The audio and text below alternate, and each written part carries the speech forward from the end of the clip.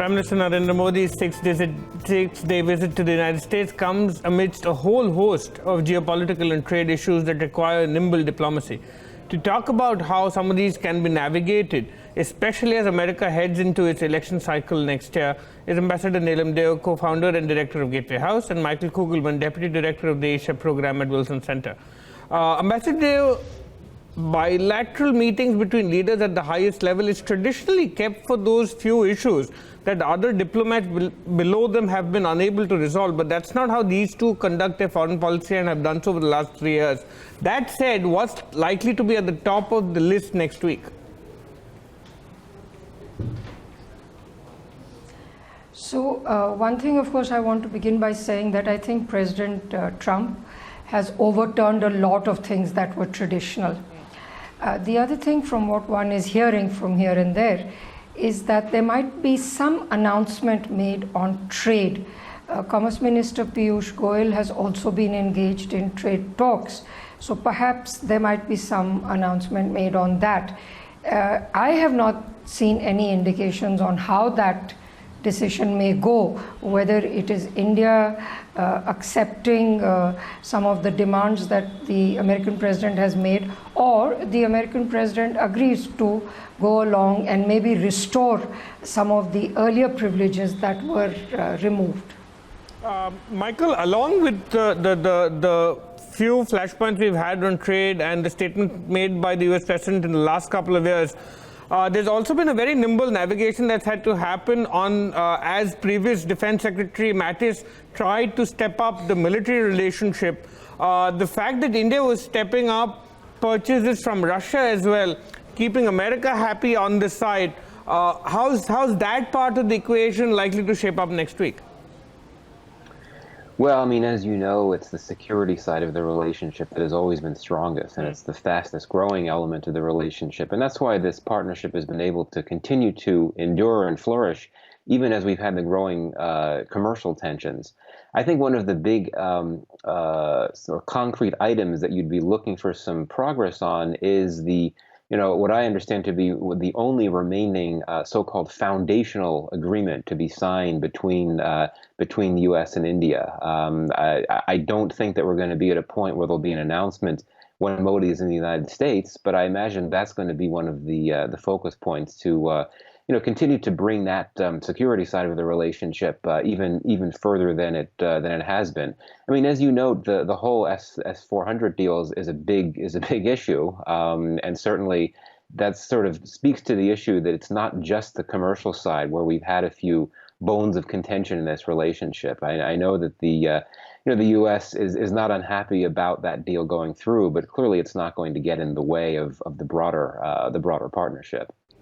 Ambassador Deo, from time to time, representations that have been made by non-government delegations that have gone on to the United States from corporate India have tried to keep making sure that immigration policy in the United States on the legal immigration side stays as open as possible to bring in Indian talent into American companies. In a Republican administration that's heading into an election, do you expect any tightening on that going forward that could be unfavorable to Indian workers?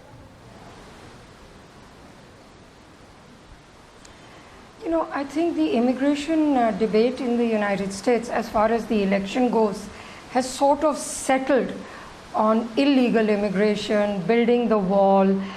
Military funds have been diverted to building the wall, that kind of issues. In fact, the H-1B issue, which is what concerns India the most, has not been in the news recently. So I don't anticipate that there will be a hardening of position on that. But I also don't think there's going to be any softening on technical personnel from India going to the United States. So as I see it, I don't think there'll be much of a change as far as India is concerned. All right, Michael, the fact that these two met a few weeks back at the sidelines of the G7 meeting and the commentary and the statements and the wording that we heard then, does that mean that the matter of what India has chosen to do in its state of Jammu and Kashmir and the reaction that's come from across the border from Prime Minister Imran Khan of Pakistan, the attempt to internationalize the issue from Pakistan's side, and the attempt to get Prime Minister Khan to get President Trump to intervene, a particular tweet that rolled back. Is this a settled matter? Because I saw one tweet saying that right after President Trump's participation in the Houston event, he's meeting Imran Khan. So is there a second round of this post-370 flux likely to reoccur next week? Well, it certainly is a big question. I do think that the Kashmir issue will shadow Prime Minister Modi throughout his time in the United States. I mean, I don't anticipate him bringing it up in any of his public comments, and certainly not at his event in Houston.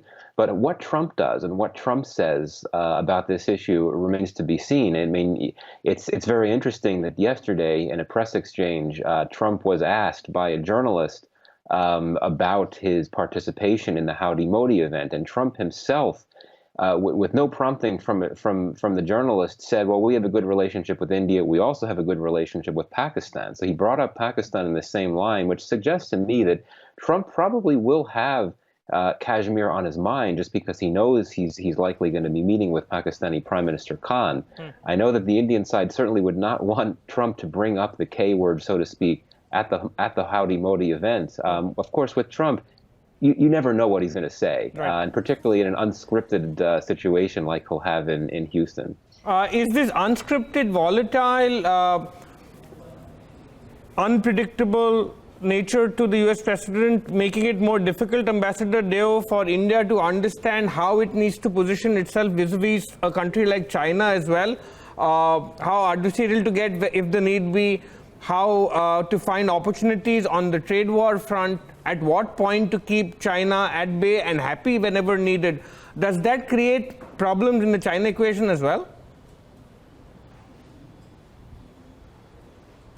So I would say two things. I think President Trump certainly appears to be unscripted and, but I think he is playing both sides. He has announced that the Afghan talks are dead, but that doesn't mean the Afghan issue is still not a significant issue for him, and that it is not an issue which will have play in the American election, in the presidential election, as things go ahead. So I think he will continue to play both sides. Whether he will bring it up at the Houston event, whether it will be part of the bilateral meeting that he has scheduled with the Prime Minister later on, it's anybody's guess. On the other hand, I think the Indian side is trying to play this fairly carefully. Prime Minister Modi is just back from Vladivostok, where he signed those and numerous MOUs, etc., on the business front, on the Eastern Economic Forum. The meeting with the Chinese president is also going to take place, the Wuhan 2 that we call, right.